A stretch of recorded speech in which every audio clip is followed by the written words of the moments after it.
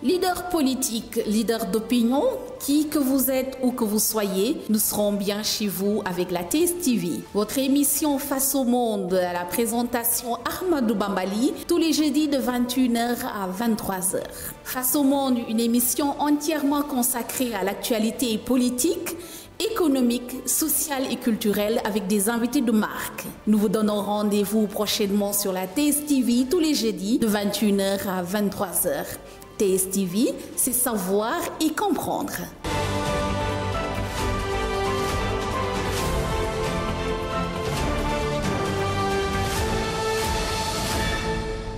jërë ngeen jëf amis téléspectateurs de la TSTV ñu amaat mbégte ànd ak yéen ni ñu koy defee samedi bu nekk de 21h à 22h seen émission Face au Monde ñuy waxtaanee lépp lu soxal wàllu actualité réew mi tey jii ñu am mbégte encore une fois dalal fii monsieur Pape Doumbia di président du mouvement Thiès ca kanam mais également PDG du groupe Prestige ñu ñëw fekk si ko nag fii ci këram ci kaw Prestige ñu nuy aussi personnel bi nga xam ne ñoom ñoo fi nekk yëpp di daan seen doole ñu ngi leen di nuyu di leen ziar alors ñu fas yéene waxtaane nag ponk yu baree bari lu soxal wàllu actualité ci réew mi président maa ngi lay nuyu ma am mbégte aussi àndaat ak yow ci waxtaan wi. waaw maa lay fay Bamba di nuyu waa TS yëpp di baalu ak ñëpp ci weeru koor bi ñu génn di wax ñëpp ñu baal ñu wax aussi di nuyu ñëpp ci fête de l'indépendance bi ñu génn. donc ñu ngi lay remercier bu baax ci teewaay bi fii. alors li ñuy tooree waxtaan bi bokk na ci wàccu ak liggéey bu ki nga xam ne moo di Badio Camara nekkoon président bu conseil constitutionnel ñu ko doon jébbal boromam ni ki démb ci teewaayu président de la République Bassirou Diomaye Diakhar Faye mu nekkoon également ci teewaayu bépp autorité yu ci bare bari ba ci sax l'ancien président de l'Assemblée nationale Moustapha Niasse ak ñeneen ñoo xam ne également ay hautes personnalités leen nekkoon au sommet de l'État teewoon li nga xam ne moo di levée du corps bu ancien président du conseil constitutionnel lan ngay fàttaliku ci Badio Camara en tout cas conseil constitutionnel fësoon na diggante 2021 jàpp 2025 bi nga xam ne ci la ñu nekk actuellement. waaw maa ngi démarrer di jaale ki nga xamante ni muy président du conseil constitutionnel bi fi wàññeeku monsieur Badio Camara di ko jaale képp ku yëngu ci justice jiite ko ci président de la république ba ci ministre de la justice ak ñi nga xamante ni tey jii ñoo fi téye justice bi comme procureur de la république bu nekk fii ci Thiès donc ñu ngi nuyu ñëpp vraiment di ko jaale askan bi yëpp.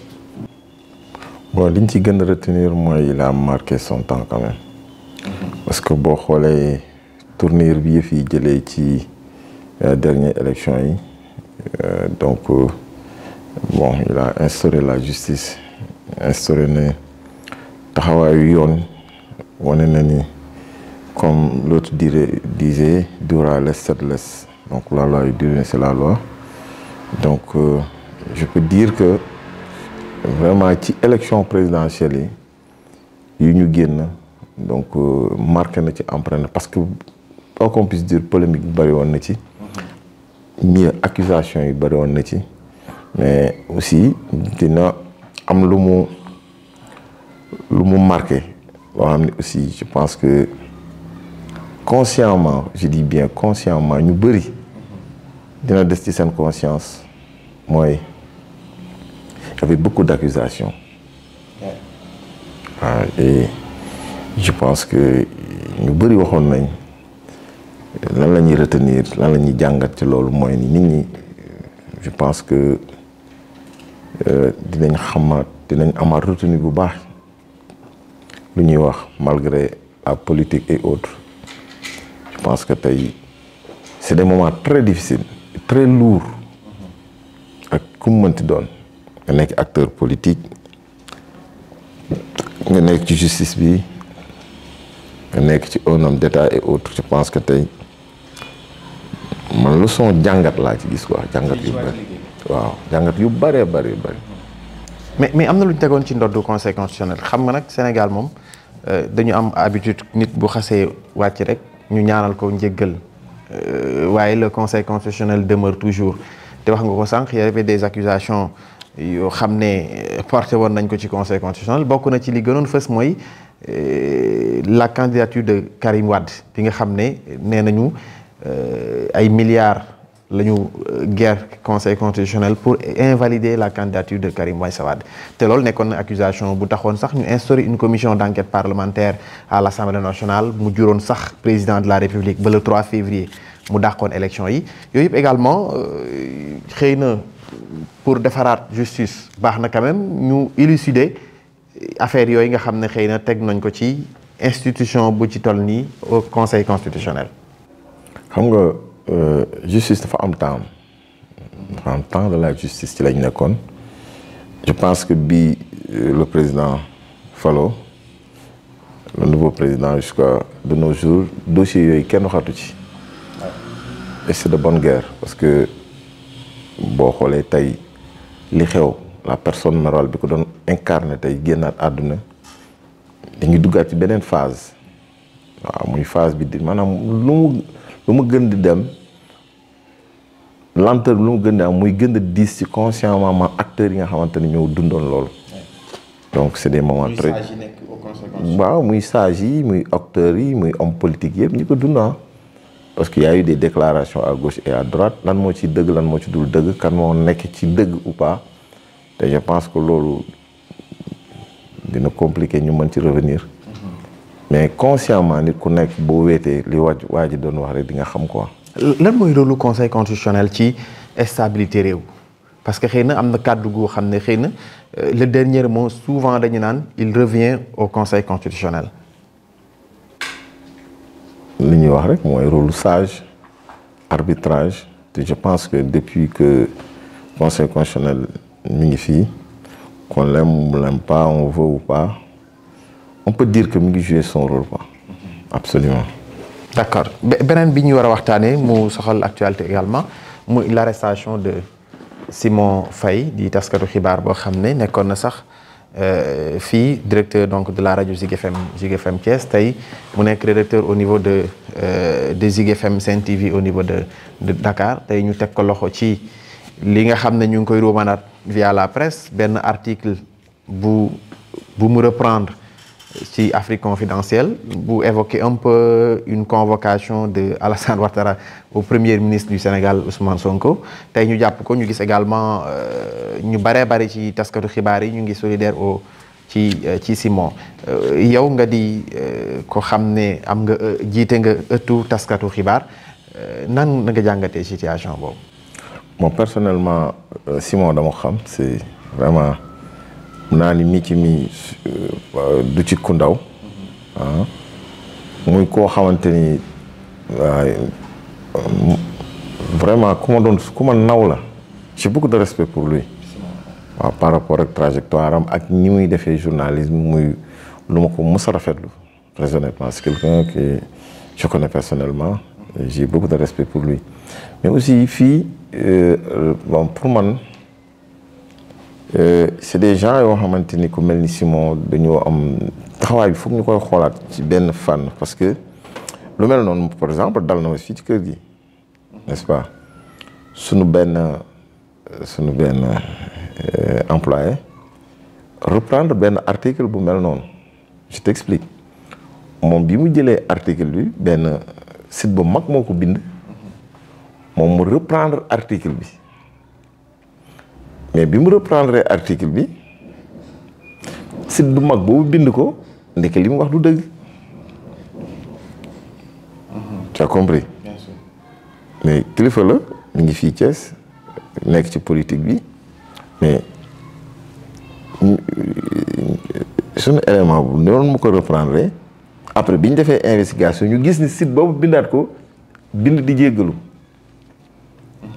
tu as vu. Donc c'est des sources yi dafa malgré fi mu jógee sources yu bu ñu reconnaître quand même bu mag ci dëkk bi mais su demee ba def erreur boobu indiwaale ñu en erreur suñu yóbbee ci yoon ñun amuñu excuse. Vous voyez ce que ça veut dire parce que moom mi ko bind après bindaat jëngalu ñu dem jéggalu néanmoins acteur bi yàqal nañ ko lu bari. L'affaire était pas dans la justice.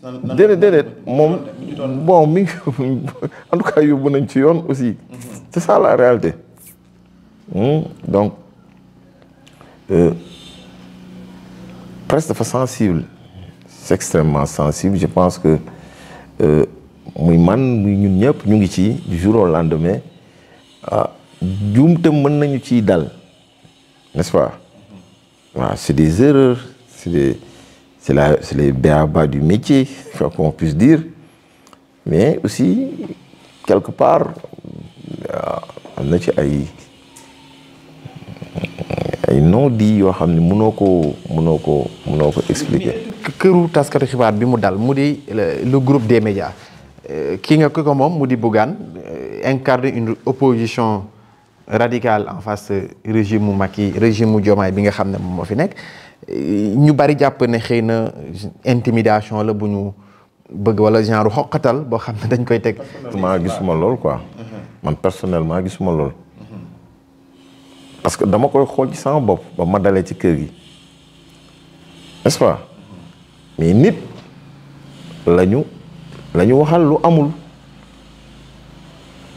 Qu'est-ce que ça a à voir avec Dieu ou Y? Ça n'a rien à voir. Mais acteur politique, PDG d'un groupe de presse, situation boobu aussi xëy na perception bi ci opposants yi di am ñenn ñi nga xam ne xëy na ñu ngi opposé wu ki incarne cette groupe de presse boobu mun nañ jàpp ne xëy na c'est une façon de mettre de la pression wala xëy na une intimidation boo xam ne dañ koy jagleel ñi yow personnellement nag ngay dundee loolu.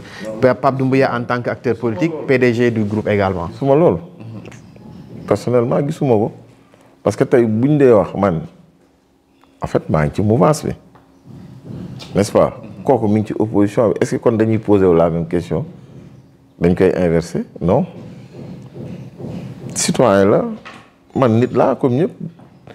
sentir nañu tooñ nañ ko yóbbu na affaire bi ci yoon c'est ça qui s'est passé donc pour man y a rien de politique en fait ba ma gis leneen quoi.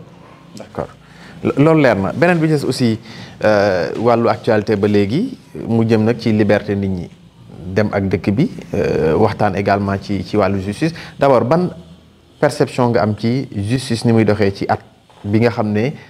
Le tandem le duo Diomaye Ousmane Sonko ñu ngi ci bopp réew mi boobu def nañ fi assise de la justice xëy na am na ay conclusions mais ban perception nga am ci justice Sénégal ni muy doxee ci at bi fi xam ne président de la République muy fii.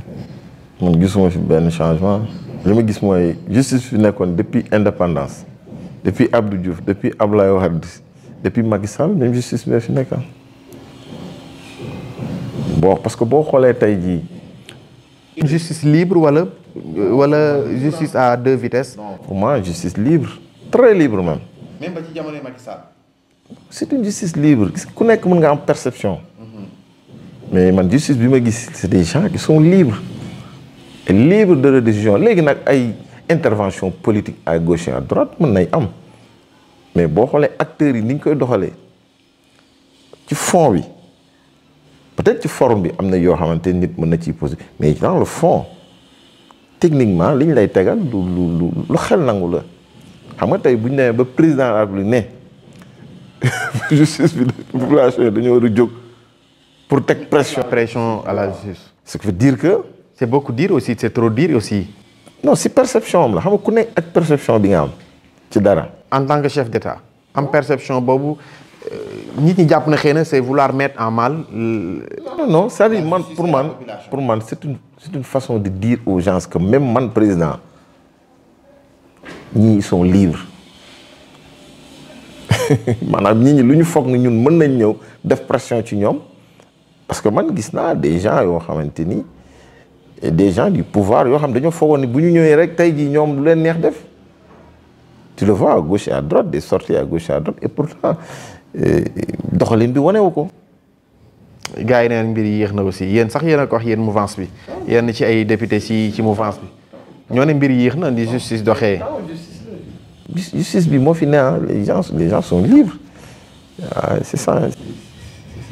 liberté yi nag Mansour Faye ñetti yoon bu génn ñu tere ko na ko doo génn demoon na Cour suprême ba mu jox ko dëgg loolu la publier sur sa page Facebook mais bëggoon na génnaat ñu xañ ko aussi doo génn loolu aussi bokkul ci justice bi boo xam ne xëy na. dafa bu dee côté justice bi mu fa demee jox nañ ko dëgg. waaw n'est-ce pas. waaw donc leneen li nag ñun mënuñ ci commentaire parce que xamuñu lu xew. mais li ñu gis li ñu mën a analyser mooy. mais ban appréciation en tant qu'acteur aussi. man en tant qu'acteur. ñu joxuñu la notification parce que moom nee na notifié wuñu ko amul benn notification de justice wala administration bu ne ko doo dem mais bu demee aéroport ñu bloqué ko président loolu aussi. waaw xam nga tey yow voyagé woo ñu téye la n'est-ce pas. waaw bu fekkente ni côté justice bi nee na kii deful dara dafa war a voyager n'est-ce pas. mais état ni muy doxee ñun xamuñu fonctionnement bi n'est-ce pas. ba ci restaurant ay liberté doomu aadama aussi te ñu am liberté boobu am ay àq ak yelleef war a doxi ku am bëgg a dem voyager nga dem voyager yow dem nga voyager kenn téyew la moom bëgg a dem voyager ñu bëgg ko téye. man gisuma loolu de gis naa ni daal ba mu waree dem introduire ko ci yoon nee na ko mën ngaa dem. li tax mënta dem nag peut-être dans les jours à venir dinañ comprendre. D'accord. Peut-être dafa am lu ñu xam te ñu xamuñu ko. gisoon dañ ko war a notifier. waaw loolu ki ko tere moo ko xam ki ko tere mu voyager du man du yow du n'importe qui aussi li tax nag fi mu ko teg nañ xaar les jours à venir. D'accord économie Sénégal d'abord. comme réew mi naka nga jàngatee mbir mi est-ce que mbir yaa ngi dox selon toi parce que aussi au-delà d'être un acteur politique acteur de développement nga comme réew mi gars yi nee ñu réew mi metti na. waaw loolu moom c'est la réalité ah réew mi nag ku nekk ne neex na nii mais il fallait s'y attendre ah oui lan lañ foog. Il faut que ñu remonte toujours l'histoire politique même bu fekkee dañuy dem ci politique bu ñu waxtaanee histoire politique jàngat bi c'est tout simple. Je me souviens bi Abdoulaye Wade di dem lan la waxoon Macky Sall. En 2012 lan la ko waxoon. doo mën a fay ay salaire. maa ngi dem doo mën a fay say salaire. Cela veut dire beaucoup de choses n'est-ce pas. Mais Macky Sall néanmoins s'est débrouillé. Par quelle magie ba léegi wax dëgg yàlla on touche du bois y a rien mais tey jii quoi qu'on puisse dire ñi nga xamante ni tey ñoo yor pouvoir bi mais du mën a yomb ci ñoom. du non ku yaakaar ni affaire bi gâteau la wala ainsi de suite da ngay nax sa bopp. waaw loolu. parce que dal na Macky Sall génn na ci mu dal leen réew mi. loolu ñàkk xam la parce que peut-être boo xoolee ci démarche bi rek di nga xam ne bokkuñu ak Macky Sall parce que tey Macky Sall bi mu ñëwee premier partenaire am yu ñu gis c'est la France. premier partenaire yu ñu gis c'est la France d'ailleurs la France moo gënoon ko nekk suñu partenaire tout le temps mais tey boo xoolee ñii décision yi njëkk a jël mooy rupture presque.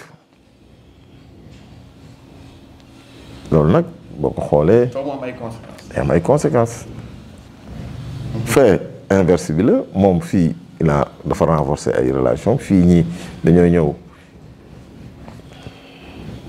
rompre ko conséquences yi day ñëw automatiquement parce que France non seulement partenaire la mais stratégiquement politiquement économiquement mais France géant la ci Sénégal boo xoolee suñu économie li ko téye France. kon ñii seen démarche bi tey na xel. non démarche bi ñu jël dafa diis. dafa diis lii moom il faut avoir du courage pour le faire il faut s'armer beaucoup de courage pour le faire parce que ku la coloniser depuis Mathusalem jusqu'à de nos jours lépp di dox ci bon du lépp dox ci ndigal la France mais France moom boo ko génnee loxoom ñii nga xëy génnee ko loxoom ci Sénégal répercussions yi day compliqué de. te moo dal Sénégal actuellement. waxuma moo ñu dal ou pas mais je sais une chose du yomb et il va falloir beaucoup de temps.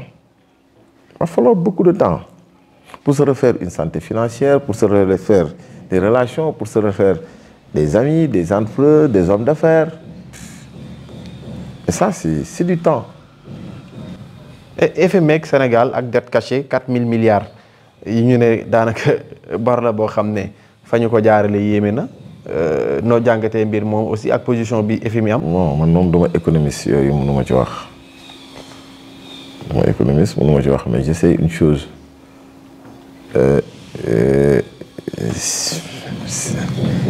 C'est des stratégies, quoi. C'est des partenaires techniques et autres. Donc, tout ça, le Sénégalais lambda, quoi. Le Sénégalais lambda, moi, nous faisons courant, nous faisons dormir, affaires, ainsi de suite. Mais techniquement, c'est au-delà de notre entendement, quoi. Parce que somme yooyu sax boo koy dégg day metti sa bopp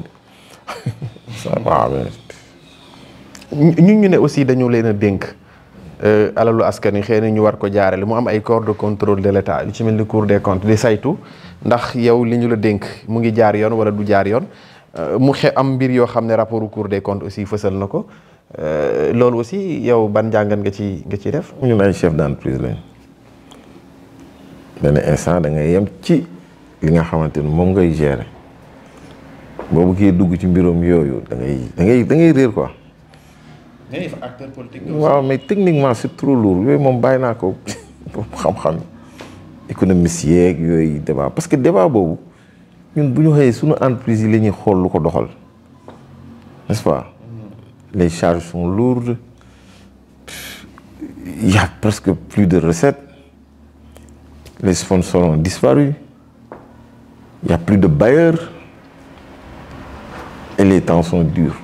Xam nga foofu ñun fa la ñuy gën a accentuer que Cour des comptes yooyu y a des gens yoo xamante ni loolu seen rôle la quoi. D'accord ñu fàttali ñu ngi ak président Pape Doumbia président du mouvement Thiès Ca Kanam PDG du groupe Prestige nañ des assemblée nationale aussi premier ministre dem na fa waroon fa dem le 10 bi député parlementaire de l'opposition bi ne ñoom moom du ñu déglu Ousmane ndax jàpp nañu ne xëy na ci forme bi sur la tenue de la date bi war a amal séance plénière bi premier ministre war a teew na ko assemblée doxalee dañ ko jalgati joxoñ sax baaraam El Malick Ndiaye mi jiite institution boobu coow li bari na ci assemblée nationale. waaw xam nga nag aussi actuellement dañ nekk ci phase de transition boo xamante ni day compliqué.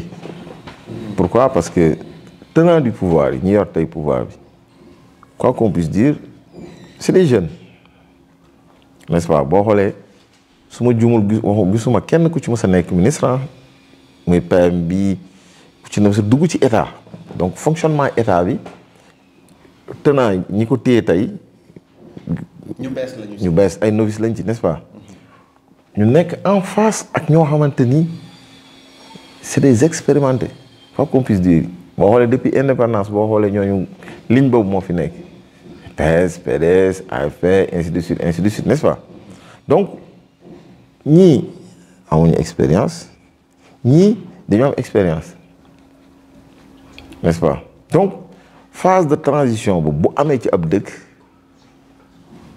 mayonnaise bi pour mu jël forme day jël temps et ça risque de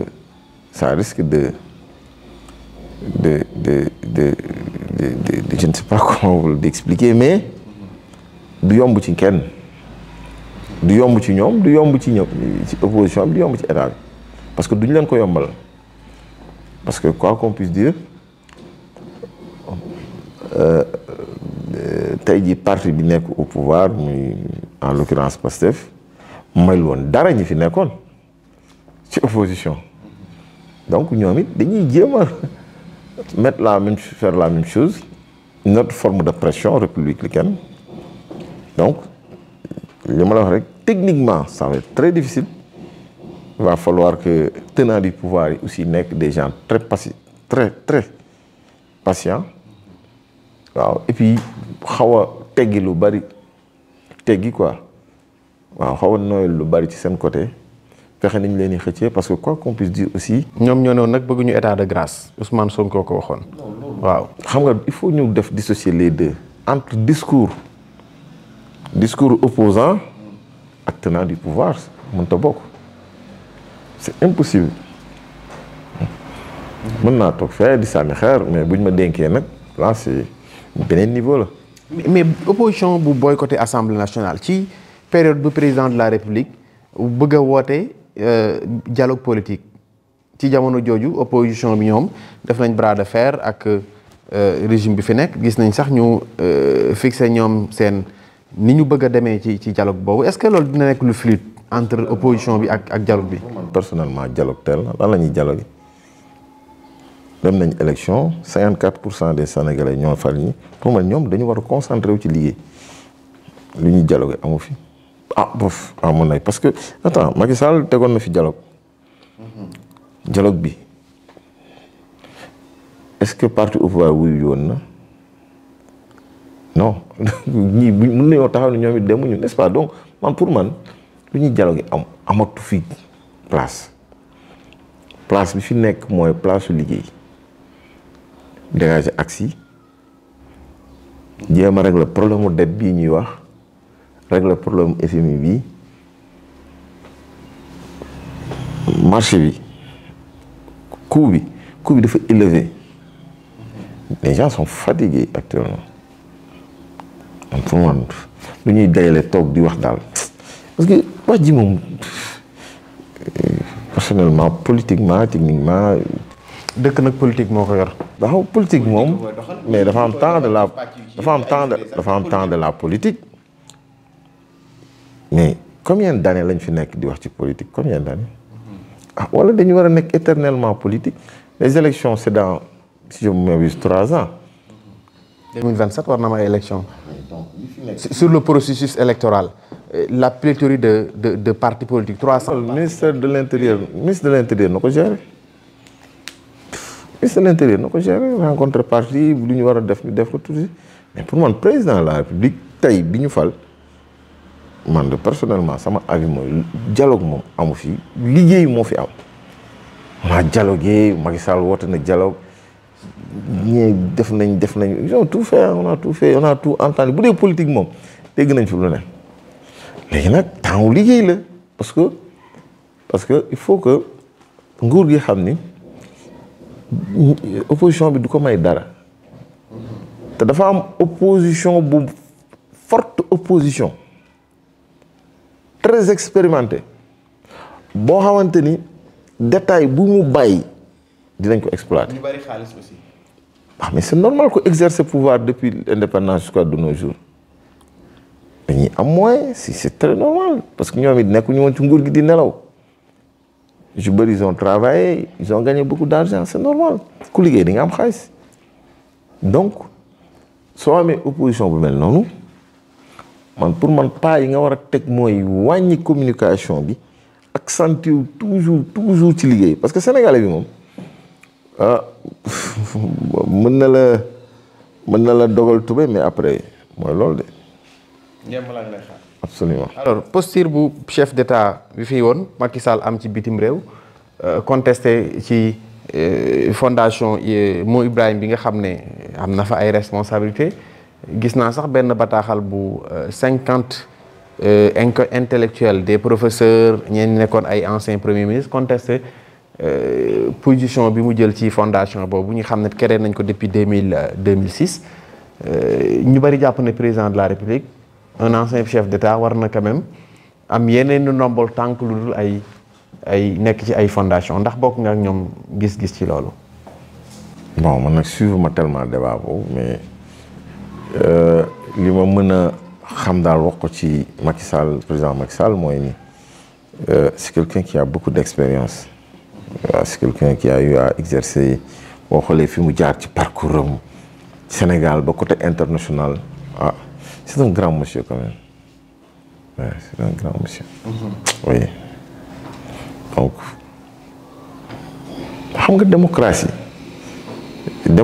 Sénégal boo xoolee tey am na taxawaay bu mu doon taxawee rek lu bëri day suux n'est-ce pas parce que lu mu metti bi ko conseil constitutionnel weñ loxoom ne ko lii dañ koy def dafa accepter def ko dem élection perte démocratiquement mais xoolal fii sous région bi gars yi ni ñuy defee carte yi def lii donc su demee ba organiser élection les jeux sont passés démocratiquement il est parti je pense que léegi côté vie internationale ça c'est sa vie quoi pour moi c'est sa vie c'est des trucs personnels yoo xamante ni fu mu toll lépp lu muy def il le fait personnellement n'est-ce pas grade bu mu am c'est personnel donc tubaab bi aussi attention dafuñu de tubaab bi lu ñu la jox am na fu ñu ko teg.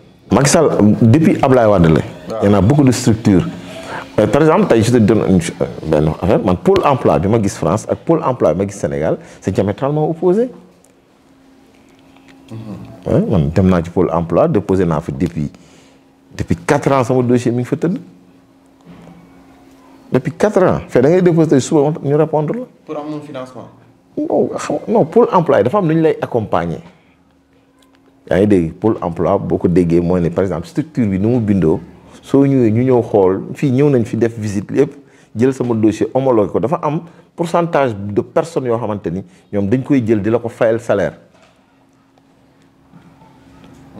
n'est-ce pas noonu lay doxee mais sunu boss yi est-ce que noonu lay doxee. suñu structure de formation yi ñu ngi former ndaw ñi. ñu ngi former ISEBA ngi nii lycée technique yi nii ñaata jeunes la ñuy former la formation ne pose pas de problème booy ñu ngi leen di former booy ñu ngi jàng booy ñu ngi leen di former booy ñu ngi def ces stages xale yi bëgg nañ mais fan lañ koy exercer foofu mooy problème bi fii ñaata nit ñoo fii ñëw di def stage ñaata demande ngay jot combien de demandes yoo xamante ni yow mënoo ko satisfaire donc booy bëgg nañ am nañ volonté booy tooguñu de am nañu volonté baa ngi fi dama lay jox rek lu lay wan ni sa yaram day daw keroog bi ma gisee ñu def affaire immigration bi ma demee buntu conseil mu fekk buntu conseil départemental mais sa àdduna day tukki xoolal fil yi fa ndaw yi nii combien de jours nit ñi di jóge fu ne ñu wax la tant de personnes la ñuy jël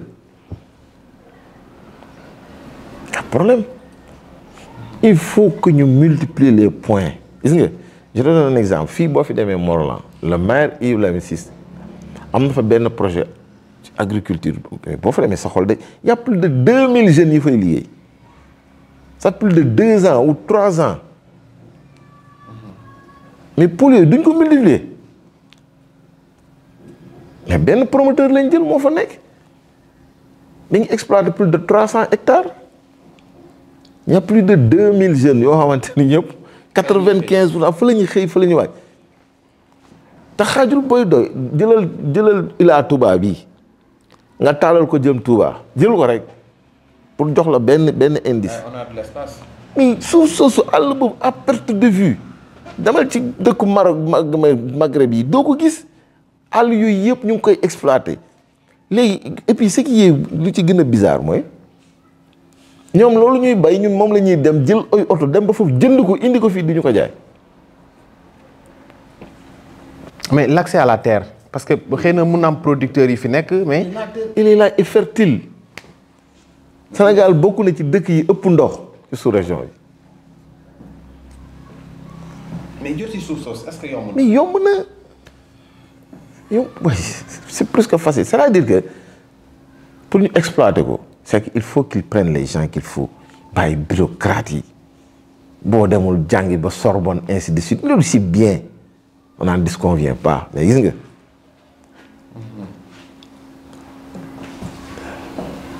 mettre une structure ren ba déwén muy dox ku ko def dañ la war a dooleel at rek laa wax at gis nga bu ñu ñëwoon fekk ñi nga xamante ni créé nañu structure 2 ans 3 ans ñu jël ñooñu rek dooleel leen exiger leen yenn nombre d'emplois Sénégal di waxuma chômage dina deñ de mais dina fi réduire carrément mais fii y a pas d'accompagnement duñu aider les jeunes duñu def dara à un moment donné mais su dëgërul da ngay flancher tu laisses tout tomber. yéen acteurs yi naka ngeen di dundee situation bi fi mu ne. mais situation yu métti la ñuy dund y a pas de ressources amul y a plus de ressources. pour survivre. ah loolu nag moom non loolu nag moom c'est autre chose c'est autre chose mais la presse ici à Thiès xool ko lan mooy c'est quoi l'avenir de la presse à Thiès par exemple. C'est quoi l'avenir? Tous les acteurs doivent s'asseoir autour d'une table et discuter de ça.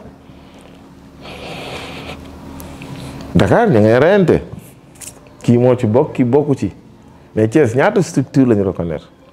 ay bari kër gi ci la bokk prestige. boo fi génnee kan ngay jëlaat ñi ci des ñaata la ñaata personne ñoo ci nekk ñaata personne ñoo ci daan seen doole ñaata jeune ñoo góorgóorlu sax créer seen benn chaîne uniquement pour parce que il croit que et puis orientation bi sax baaxul moi par exemple man ak sama expérience jeune bu ñëwoon na ma way grand dama bëggoon ubbi benn chaîne dama naan la bu ci dugg man jeune bu ñëwoon dama naan la bu ci dugg parce que da lay ruiner comment mais chaîne YouTube moom tu peux rien gagner YouTube doo ci gagner dara dama la koy wax parce que da ngay gis benn chaîne ñu la non waa ji ubbi na chaîne non man la xoolal jaayal sa alal yëpp dugal ko ci doo ci gagner dara et je te défie noo ci gagner dara parce que technique ak liggéey bii tax nga gagner ko amu leen ko vous n'avez pas les moyens. Il faut des moyens quand même pour. Il faut beaucoup de moyens beaucoup moyens yi nga ci mën a def pour xaar ci dara xel sax moo la ko waxoon sax doo xel sax nangu ko man ce que j'ai investi ci audiovisuel c'est des milliards ah. te bàyyi ko. awuma ci dara un retour mais jeune boo ko wax du gëm loolu. non sama chaîne bi am na tamit amal 1 million de vues doo ci am dara et je te défie tous ceux qui sont là Sénégal il y a 1 million de chaînes YouTube il y a 1 million de youtubeurs mais mën naa la wax diw ak diw moo ci mos tout le reste amuñ ci dara. D'accord loolu leer waxtu bi. Donc c'est bien beau par exemple tey à Thiès. C'est normal parce qu'il y a les écoles qui forment les jeunes mais waruñu bàyyi les jeunes à eux-mêmes waruñu leen a former jàngal leen métier bi les gens ont dépensé beaucoup d'argent pour que seen doom yi am métier après ñu dem stage après ñu retourné wu fu ñu dem créer benn chaîne YouTube daw di filmer di dugal lu ne di n'importe quoi. Floraison de chaînes yi loolu la parce que y a pas de formation y a pas de suivi y a pas de mais Thiès mënoon nañ créer ay centres fii jël fi ay jeunes ñi nga xamante ni ñu ngi. Théâtre ñu accompagner leen ñu def ay théâtre ñu war a dem film ñu def ay film ñu mën a def documentaire ñu dem def ay documentaire ñu mën a def ay histoire ñu c'est-à-dire que tout est possible mais c'est toute une organisation derrière qui doit suivre mais si on laisse tout le monde apothéose lay nekk ku neex jël fii dem filmer fii mën ngaa ñëw fii nga tudd nga def émission bi tak nga dem nga filmer nga mo mais yow crédit bi ngay tax nga dugal ko rek mënoo ko y a problème. kon régularisation bi état bi taxawal xëy na mooy doon laaj boo ji parce que wax dëgg jot na yow da nga ànd ci loolu. absolument état da ko war a organiser mieux réorganiser ci biir organisation dafa amoon beneen réorganisation bu ci nekk mooy ni ku ci nekk dañu la war a catégoriser lan ngay def presse bi ku nekk bokk ñu li ñuy def mais à un moment donné ñëpp bokk lu ñuy def.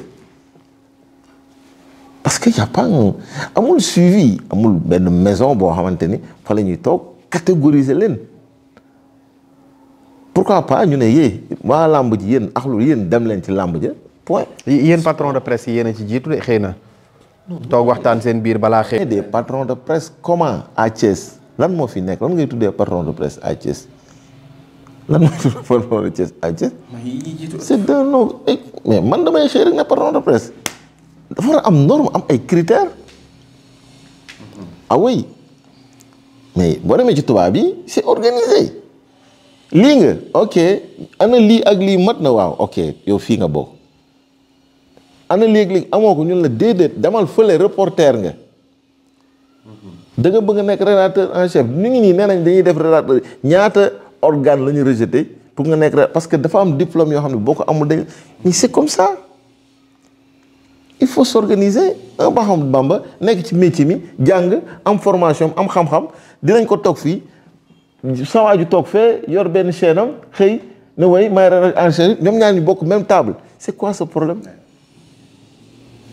amul sens. amul sens il faut organiser réguler. et accompagner. mais sinon on tourne en rond gis nga boo demee Zac ba am na ngandam rond-point wala ñëpp nekk di tourner rek gaa yaakaar nañu mais demuñu fenn. jërëjëf merci PDG Pape Doumbia amoon nañ mbégte ànd ak yow ci waxtaan wi ñu bàyyi la rek nga tàggatoo. waaw di la remercier di la nuyu bu baax di nuyu waa Thiès di remercier ñëpp aussi parce que gis nañu vraiment tey xoolal au niveau de Thiès ñun ni ñuy liggéeyee c'est extrêmement difficile tey boo enchaîner 30 jours fulk 30 jours salon d'honneur nga wëlbatiku ñëw dem 4 avril mais ça c'est des moyens. C'est des millions dama ni c'est des millions que tu investis et tu n'as rien en retour xamul tax parce que da nga am amour li ngay def mais loolu nag est-ce que mën na continuer est-ce que c'est possible est-ce que nit mën na dem à ce rythme-là c'est pas possible on peut pas tourner pendant 10 ans pratiquement 10 ans nga nekk ci benn rythme. L'État central a l'obligation de nous accompagner. Sinon, on va disparaître. C'est ça la triste réalité. Et ce serait dommage parce qu'il y a beaucoup de talents, il y a beaucoup de jeunes, il y a beaucoup de gens qui émergent sur ce métier-là, qui font énormément de choses extraordinaires. Et ces jeunes qui sortent, nous, nous Saint-Louis, Gaston Berger, nous avons fait un stage. Il y a combien de gens qui viennent ici de faire un stage? Amuñ une bonne rémunération, mais on le fait parce que dañ ko war a def. Mais cet accompagnement-là, dafa jot, même pas pour nous, mais pour la survie de cette boîte. Mais c'est une demande. C'est une demande, c'est une exigence. Et puis ñi fi liggéey. Au-delà de tout, nous sommes pour satisfaire ñëpp, mais mënuñu ko. Donc, j'en appelle au président de la République, au ministre de la Communication, au directeur de la Communication, que la presse, cette presse-là, souffre. À Dakar, ok, mais à Thiès, d'ailleurs, ce qui se passe à Dakar, ça, nous tane on a. Parce que nous, à Dakar, nous mbirum aide à la presse yi gars yi dañ gis seen bopp mais ñu dans les régions là mais ñun la ñu war a njëkk a favoriser parce que tey jii ku jël sa lépp teg ko biir Thiès génn Dakar dañu war a favoriser c'est ça la réalité mais bu fekkente ni la fois passée ils ont favorisé les gens de Dakar ci côté publicitaire yi aide à la presse yi région yi gisoo leen ñu ñëwaat on nous met au même enseigne, ça risque d'être beaucoup plus difficile qu'ils le pensent. Parce qu'à Dakar, au moins, dans TFM, les publicités passent. Voilà, CNTV, autres, ils ont quelque chose de là. Mais nous, on n'a rien. Et pourtant, filles regorgent tout. Entreprise, il y a peu d'or, les société, il y a peu d'or. Moi, je me pose la question, RSI, fan lay doum, fan lay jaar. Et pourtant, nous, on accompagne. Regarde nos maires là qui sont là, on les accompagne dans l'Union définie, roule RTS là, mais nous on le fait. Et donc, dafa jot bu fekkente ni organisation là wala toog waxtaan nous on est prêt à porter ça mais problème bi mooy surtout Thiès boo wootee ku nekk na boppam ko tax a jóg. C'est extrêmement dommage. Mais da ngay ranger wu dem toog sa kër. Tu fais ton travail et puis tu rentres chez toi. Loolu moo fi am moo tax on a un problème d'écoute, on a un problème d'engagement, on a un problème de loyauté et c'est extrêmement difficile et c'est dommage. Merci jërëjëf Pape Doumbouya la woon président du mouvement Thiès ca kanam merci PDG du groupe Prestige sant également ñi ñu àndaloon ci caméra bi Leyti et Sobel merci à toute l'équipe on se donne rendez-vous samedi prochain ci benn numéro Face au Monde jërë ngeen jëf.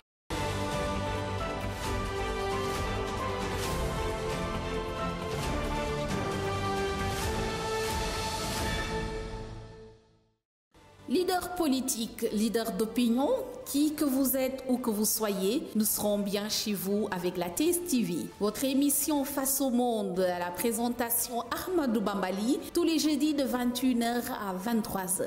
Face au Monde, une émission entièrement consacrée à l'actualité politique, économique, sociale et culturelle avec des invités de marque. Nous vous donnons rendez-vous prochainement sur la TSTV tous les jeudis de 21h à 23h.